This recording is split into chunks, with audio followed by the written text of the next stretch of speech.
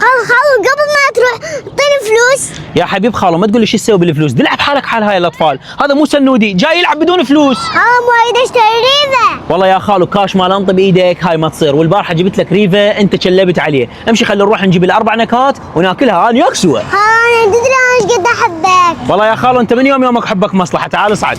خالو قبل ما ندخل المول خلينا نتفق، ترى فلوس ما شايل هوايه، لا تقوم تطلب طلبات، اوكي؟ خالو لازم اصعد هنا. لازم تصعد هنايا؟ ايه. اذا على هاي سهله. ايه هاي وصلنا خالو نولدز ريفا. فرحت؟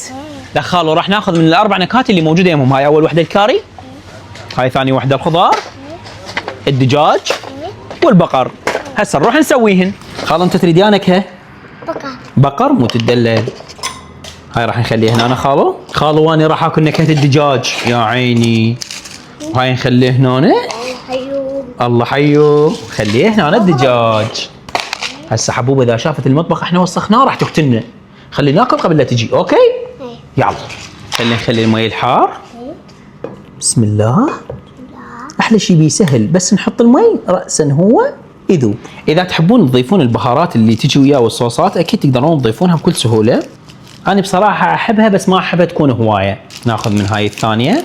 خلاص هسه بعد 5 دقائق وكمل عندنا، راح نتسابق انا وياك نشوف من اللي يسبق، متفقين؟ يلا بسم الله.